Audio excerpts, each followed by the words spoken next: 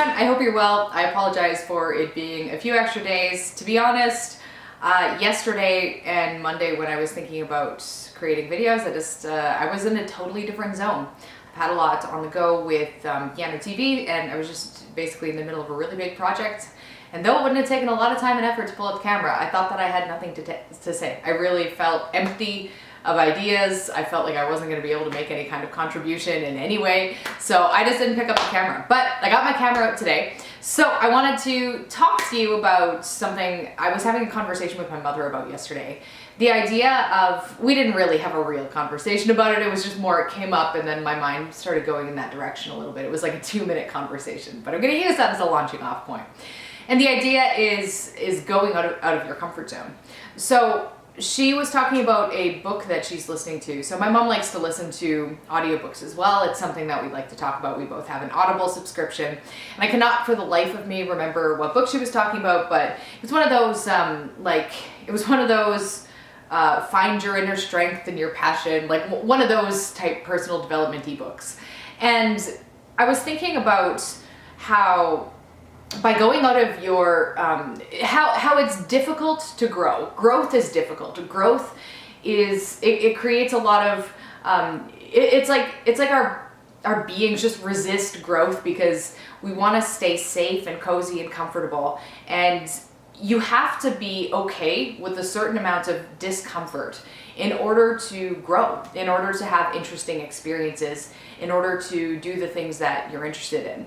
Because whether it's something like starting an exercise program or losing weight or starting a business or releasing a product or selling a painting or whatever it is, it requires you to be uncomfortable. All of those experiences create discomfort. So if you are, losing weight and you're starting a diet, for example, that can create discomfort because you really want to eat treats and, the kind of foods that bring you comfort.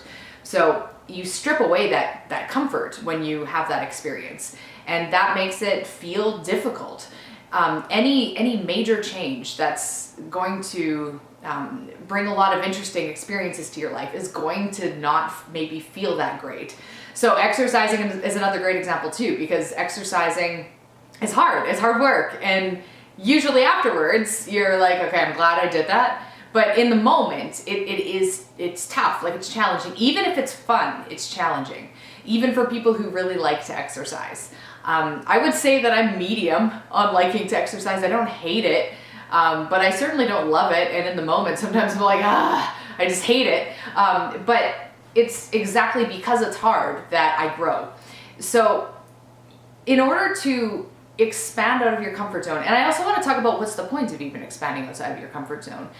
The way that I look at it is that the more you expand out of your comfort zone, the more novel experiences you're going to have, the more novel experiences that you have, the more new things you experience in some way.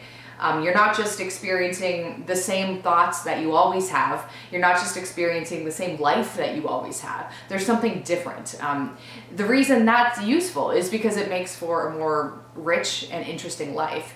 If life, in some sense, is a collection of memories, if everything in your past that you have, the only thing that you can really keep from it are your memories, and if that is what gives you a feeling of a life, then in theory, what would make you feel like you had a fuller, richer life is a greater tapestry of memories. It's like, oh, I remember 2020. Like a lot of us are gonna really remember 2020 in a lot of detail in a way that we might not remember other years. So there are certain years in my life, like I will always remember 2004. I will always remember 2009, 2013. There's certain years that I can just, they're so filled with interesting experiences. So say for example, 2013 was the year that I moved to Texas and I took a culinary program. And then later that year, I moved to Toronto. So it was a whole bunch of moving, a lot of change. It was a very dynamic year. And it was also a very challenging year at times too. But despite it being an incredibly challenging year, like I was lonely a lot, there was a lot of new things, I was scared a lot, I was nervous. But despite all of that, it remains one of my favorite years because it's just, I have so many wonderful memories because I was doing novel things. I was going way outside my comfort zone.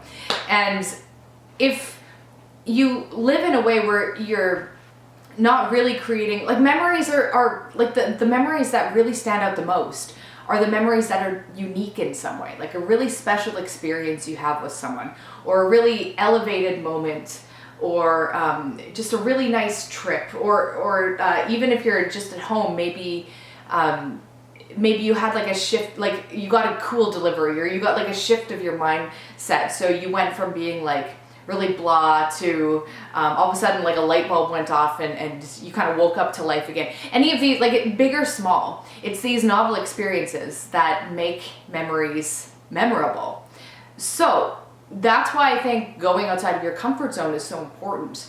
And I believe, is it a Helen Keller quote, the do one thing every day that scares you, that I really try to think about. I think there's so much value in doing things that give you the potential for failure, if you want to even use that kind of language, where you're taking a risk, where you're putting yourself out there, where you're doing something that makes you a little bit uncomfortable, because that discomfort means that you're probably growing, you're probably doing something interesting, and you're probably, whether the outcome is positive or negative by your definition, you're giving yourself some kind of memory. And that's how I felt a lot about 2020. When I've been making really big decisions. So the way that I frame it to myself is, regardless if this doesn't work out, it's going to be a memory, and probably one that I'll cherish. Because even things that I find negative in the moment, like I don't know, in the moment, maybe I do something, like I go out of my comfort zone and I embarrass myself, like it falls flat. Like maybe I do a music performance and I accidentally screw up or something, and I'm like, ugh. But then when I look back on it, I might get like the inner cringe of embarrassment, but I'm usually grateful for the memory all the same. So it's not so important the outcome. I think one reason that we keep ourselves in our comfort zone is because we get really outcome fixated, because we don't want to do things that we might fail at. At least I don't want to do that. My mom was talking about that as well. It's scary to do something that you might fail at. But if you're not thinking so much, like regardless of what the outcome is, it's still valuable. And you can intellectualize that and say, okay, if I fail, I'm going to learn something. So that's like, at least it's a learning experience. That's true. But I also like taking that a step further and thinking, this is going to be a permanent memory regardless. And this is going to make my life more interesting for me and maybe me alone. It doesn't really matter to anyone else. It's not going to make anyone else's life interesting necessarily, but it'll make my life mean more to me.